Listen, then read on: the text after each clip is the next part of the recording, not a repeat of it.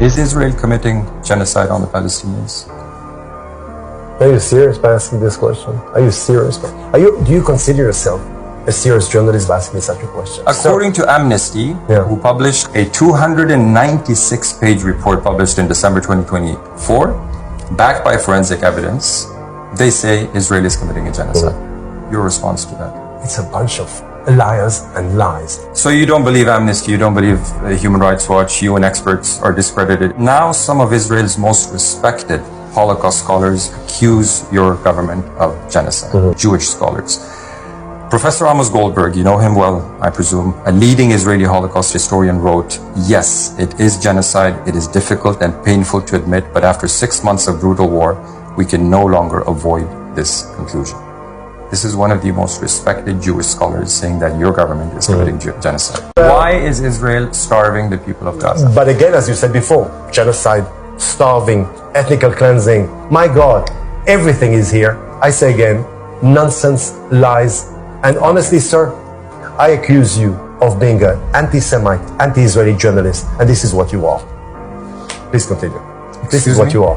Did you just call me an anti-Semite for asking questions based because you don't on UN reports, on Amnesty reports, based on sympathy, Human Rights Watch, UN experts, Israeli scholars? That's what you do right now. So now that's what you do. An anti-Semite? Yes, sir, I'm sorry. For asking questions about your war? If you accuse me, I'm asking questions, I'm not accusing you. I'm asking you, yes, sir. What you're doing in this interview is a disgrace, sir. You're a disgrace to the profession of journalism. You're a disgrace. Is there anything positive about Israel? Is there anything positive about this country, or everything is bad? Are we the vicious? Are we the evil one?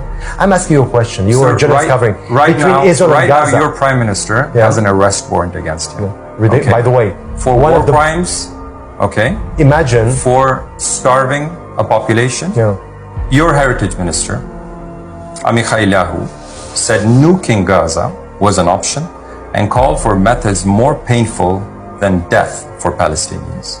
More journalists are killed in Gaza than in both world wars, Vietnam, the former Yugoslavia, and Afghanistan combined, according to the Watson Institute's Cost of War project. As a former journalist and editor, can you explain to us why Israel is killing Palestinian journalists on a mass scale? Why is the Israeli government not allowing international press into the Gaza Strip? This is a war zone, and in any war zone, I covered Kosovo war, I covered Iraq war, I covered Afghanistan war. There were restrictions, and you should know it as well. You know it better than me. So I've been in this line for 20 years. I've covered the war in Afghanistan for about 15 years. You? Yes. Good. I've covered Syria, Israel, and Palestine for many years. I've been to Ukraine. Never, ever have I experienced a warring party denying access totally to a war zone. We can go to Ukraine and the Ukrainians will take us to the front lines and let us cover what's happening there. We can go and ask the Russians and they will allow us to their side of the front lines.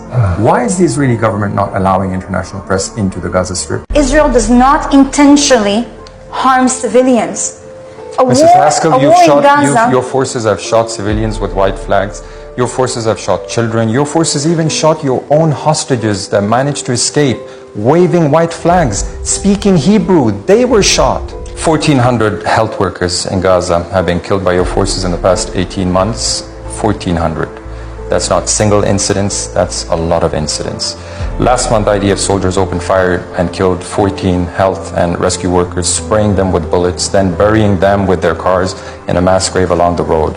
Have any soldiers held accountable for the mass killing of 14 health workers? Our soldiers are working in a very difficult environment. If it was a mistake, why not call the UN and say, listen, we made a mistake, we shot at 6 ambulances and a fire truck, please come and look at what happened here. What your forces did, they killed these people, then they buried them in a mass grave. Israel... And it took the UN 7 days to get to the site. The Nazification of Israel, that's where it should be filed. This is a country that's gone completely off the rails, and the more that you see it in operation, the more it looks like the Germans under Hitler. This is just hard to believe. We're talking about eradicating all of the Palestinians in Gaza, murdering them. This is hard to believe. Every child in Gaza is the enemy. You need to destroy their offspring to prevent them from creating more offspring. I just think we need to kill them, every one of them, and that's it.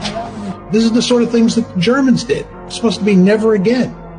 I don't see any evidence that people in Israel believe in the principle of never again.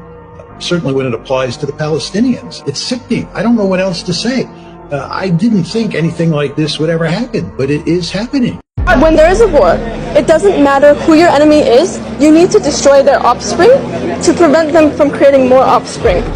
Believe Israeli women. These are the settlers in waiting, keen to start a new life, to annex Gaza for Israel. But what of the Palestinians who live in Gaza now? I just think we need to kill them, every one of them, and that's it. Believe Israeli women. Speaking about more than 2 million Arabs. They will not stay there. We, Jews, will be in Gaza. That sounds like ethnic cleansing. Believe Israeli women. That seems sociopathic. I can... Doesn't it? No, not at all. This is normal. Believe Israeli women. No, a single loaf of bread should go there. They're starving to death.